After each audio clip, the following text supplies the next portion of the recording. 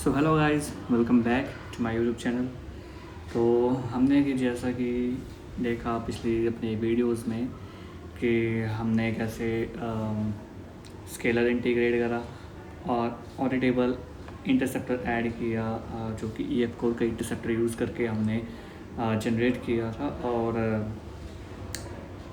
Date and time जो columns थे वो फिक्स किए ड्यूरिंग द सेविंग एंटिटी। ठीक है, अब हम लेवल अप होंगे। मतलब वो वहाँ तक था हमारा जो वीडियो था, वो हमारा वीडियो था सिर्फ बिगनर लेवल तक। ठीक है, ये भी बिगनर लेवल है, बट उससे थोड़ा कह सकते हैं सेकंड टीयर का, मतलब ऊपर जाएंगे। क्या हम अब इसमें यूज़ करेंगे आइडेंटिटी फ्रेमवर्क। आइडेंटिटी फ्रेमवर्क अगर बता दो तो ये एक तरह का फ्रेमवर्क है जो आपको एक यूज़र पर्सपेक्टिव और ऑथेंटिकेशन प्रोवाइड करता है, बहुत सारी सर्विसेज प्रोवाइड करता है, बहुत सारे फीचर्स प्रोवाइड करता है। वो मैं आपको आगे जाके वीडियो में बताऊंगा कि आइडेंटिटी फ्रेमवर्क क्या मस्त कमाल की चीज़ है। तो अभी के लिए बता देता हूँ हमारा सिनेरियो क्या है। अब इसको रन करते हैं। हमारा स्केलर ओपन हो गया।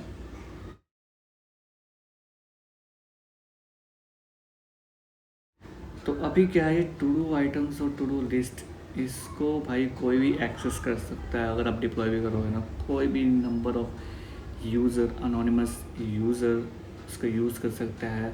Allow, delete, read, crude operation perform कर सकता है। चाहे किसी और ने बनाया होगा वो लिस्ट, तो भाई वो दूसरा यूज़र भी उसको देख सकता है और डिलीट कर सकता है। तो मैं चाहता हूँ कि भाई यूज़र का एक पर्टिकुलर टू डू लिस्ट हो और टू डू लिस्ट की आइटम्स हो, राइट। तो वो चीज़ अचीव करने के लिए हम आइडेंटिटी फ्रेमवर्क यूज़ करेंगे। तो आइडेंटिटी फ्रेमवर्क यूज़ करने के लिए हम चलते हैं भाई पैकेज मैनेजर में, या सेकेंड तरीका है, यहाँ पे आप देख सकते हैं कि नूगेट गैलरी होम है। इस पर क्लिक करेंगे और ओपन करेंगे इसे,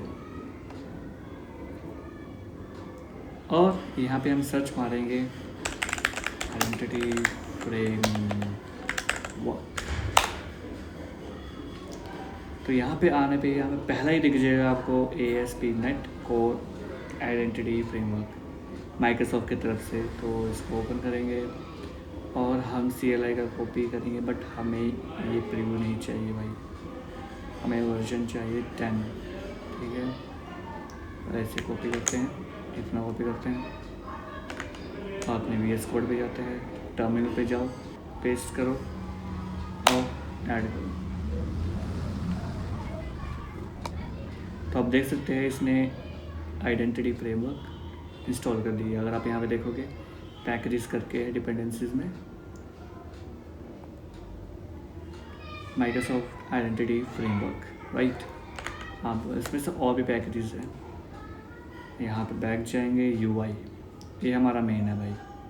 क्यों मेन है, इसमें बहुत सारे फीचर्स हैं। हम इसका UI तो यूज़ नहीं करेंगे, बट इसके जो फीचर्स हैं ना, वो हम यूज़ ज़रूर करेंगे।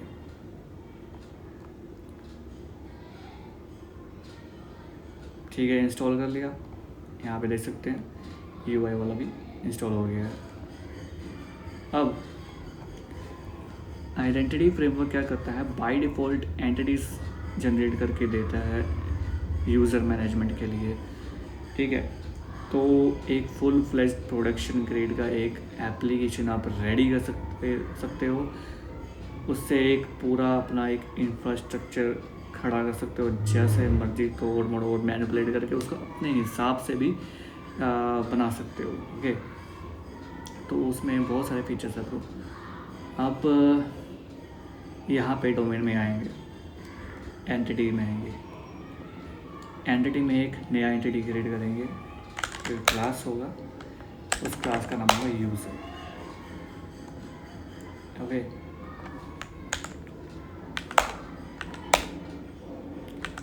तो इस क्लास में वो भाई आइडेंटिटी यूज़र होगा, जो कि आइडेंटिटी फ्रेमवर्क से आएगा। ठीक है, अब इसमें अगर हम होवर करेंगे तो भाई इसमें बोला टी की, मतलब कि इसकी जो आईडी की है जो प्राइमरी की है उसको भी हम डिफाइन कर सकते हैं, उसकी टाइप को। बाय डिफ़ॉल्ट तो स्ट्रिंग रहती है, ठीक है, तो इससे हम कुछ नहीं छेड़ेंगे। अगर हम एडवांस में जाएंगे तो मैं बताऊंगा, बहुत काम की चीज़ है। तो बाय डिफ़ॉल्ट अगर इसको हम ऐसे रखते हैं, कुछ नहीं छेड़ते हैं, और मैं कहता हूँ लिस्ट में ये लिस्ट किसी एक पर्टिकुलर यूज़र की है,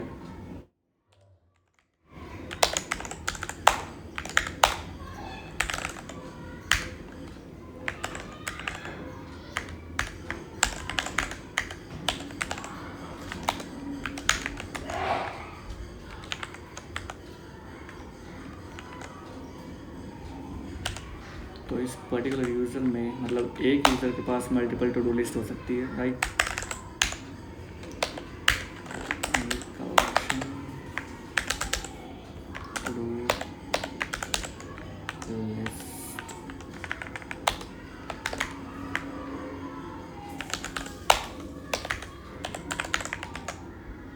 ये मैंने नेविगेशन प्रॉपर्टी डिफाइन कर दी। अब क्या होगा कि ये रिलेशन बन गया इनका, यूज़र और टू डू लिस्ट का, ठीक है। अब यहाँ पे हम इंफ्रास्ट्रक्चर में तो नहीं, डेटा के अंदर कॉन्फ़िगरेशन बनाएंगे एक, ताकि ये रिलेशन डिफाइन कर पाए भाई। यूज़र, और हम कह सकते हैं लिस्ट में एडिट कर देते हैं, ठीक है। Builder has one user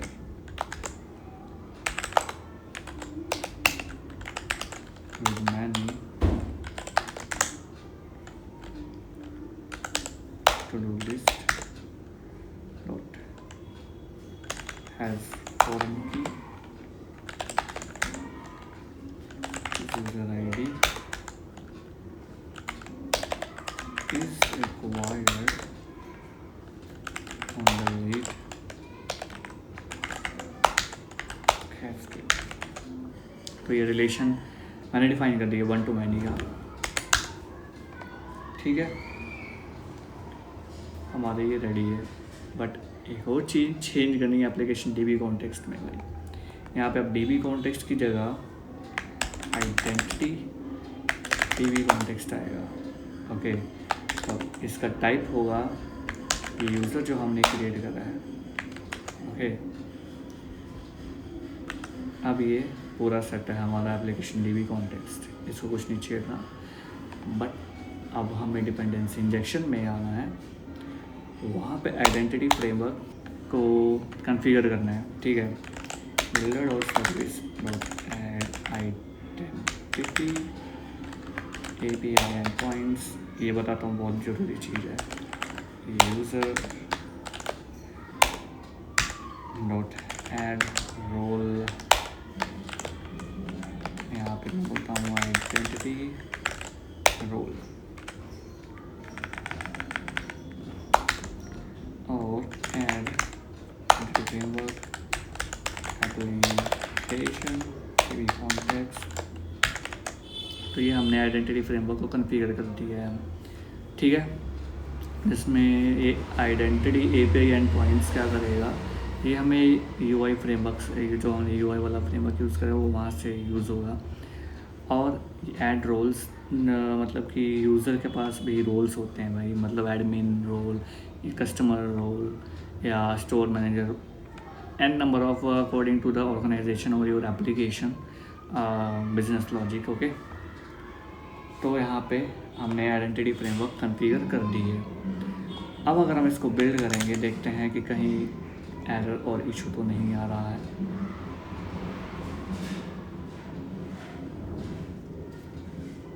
build हो गया, डेटाबेस ओपन करो, टूल ओपन करो, स्कीमा आयुष टैब हब पे टेबल्स जो है वो दो ही देखेंगे, ठीक है, क्योंकि ये स्कीमा के अंदर है। तो पब्लिक में जाओगे, यहाँ पे टेबल्स में देखोगे 7 टेबल्स ऐड हो चुके हैं, और ये सारे के सारे ASP.NET roles, claims, roles, user claim, user login, user roles, user tokens, net users, सारे के सारे पब्लिक वाले स्कीमास के अंदर आ रहे हैं, क्योंकि हमने इसकी कोई कॉन्फ़िगरेशन डिफाइन नहीं करी है, तो ये बाय डिफ़ॉल्ट तो पब्लिक में ही जाती है। अगर इसकी ग्लोबली सेट करनी है तो हमें क्या करना है, हम अगर कॉन्फ़िगरेशन पार्ट में आएंगे, यहाँ से आएंगे तो इसको हटा देते हैं, ठीक है, इसको हटा दिया और एप्लीकेशन DB कॉन्टेक्स्ट में आते हैं और यहाँ पे बोलते हैं मॉडल बिल्डर भैया को कि भाई ऐड जो है हैज़ डिफ़ॉल्ट स्कीमा, वो डिफ़ॉल्ट स्कीमा क्या होगा, आयुष क्या भाव, ओके, तो ये मैंने रख दिया। अब इसको सेव करते हैं और रन करते हैं, तो ये ओवरऑल जितने भी एंटिटीज़ है वो उनकी सारे की स्कीमास जो है वो बाय डिफ़ॉल्ट वो आयुष टैब हब रखेगा, ओके। अब ये रिफ्रेश करते हैं और यहाँ पे चेक करेंगे, 9 एंटिटीज़ जनरेट हो चुकी है, 2 तो पहले थी इसमें, और ये ASP.NET role claim, roles claims, user logins, user roles, user token, users, ये सारे के सारे आइडेंटिटी फ्रेमवर्क बाय डिफ़ॉल्ट ये एंटिटीज़ प्रोवाइड करती हैं, ठीक है। ये 7 एंटिटीज़ बाय डिफ़ॉल्ट हमें आइडेंटिटी फ्रेमवर्क प्रोवाइड करती हैं, ओके। और अगर आप इसको ओपन करोगे, लाइक करो, सेलेक्ट करो, चेक करें, बाय डिफ़ॉल्ट इनकी ये columns ID, user name, user normalize user name, email वे normalize email, email confirm, hashed password, security stamp, ठीक है। यहाँ पे 9 टेबल। अब आप पूछोगे कि भाई पब्लिक में क्या होगा, वो पब्लिक वाले में डिलीट हो गया होगा, क्योंकि वहाँ स्कीमा में वो लाइज ही नहीं करता है, और ये डिलीट कर रहा है मेरा पूरे टेबल को और डेटाबेस को, देन उसके बाद क्रिएट कर रहा है, ठीक है, वैल्यूज़, मतलब रिफ्रेश डेटाबेस क्रिएट कर रहा है एक। तो ये था एक आइडेंटिटी फ्रेमवर्क के लिए छोटी सी झलक। अब इसमें मैं क्या कर सकता हूँ कि भाई यूज़र जो है, यूज़र का तो भाई यूज़र नेम तो होना चाहिए, मतलब डिस्प्ले नेम तो होना चाहिए, तो मैं बाय डिफ़ॉल्ट इसको मैनिपुलेट करके उसमें एक एक्स्ट्रा कॉलम ऐड ऑन कर सकता हूँ, ठीक है। अब इसमें क्या होगा, स्ट्रिंग वैल्यू है, डिस्प्ले नेम है, ओके। और अब मैं कुछ स्ट्रक्चर यूज़ करूँगा,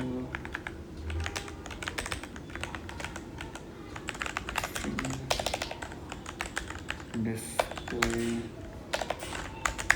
name string user name, now display name string रहेगा,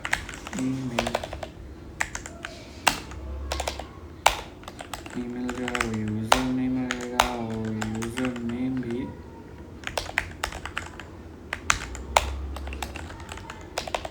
यूज़र नेम ही रहेगा। तो मैंने आइडेंटिटी फ्रेमवर्क को थोड़ा मॉडिफाई किया, कस्टमाइज़ किया है, ठीक है, एक न्यू यूज़र बनाने के लिए, ठीक है। तो मिलते हैं अगले वीडियो में, तब तक के लिए आप वो टास्क कंप्लीट करें जो मैंने लिए प्रोवाइड करा है। तो नेक्स्ट वीडियो में हम देखेंगे कैसे आप एक यूज़र को रोल्स प्रोवाइड कर सकते हैं और उन रोल्स के क्या क्या परमिशंस होने चाहिए, और बस फिर इतना करेंगे। मिलते हैं अगले वीडियो में। अगर आपको ये वीडियो अच्छी लगी हो तो प्लीज़ लाइक, शेयर और सब्सक्राइब करें।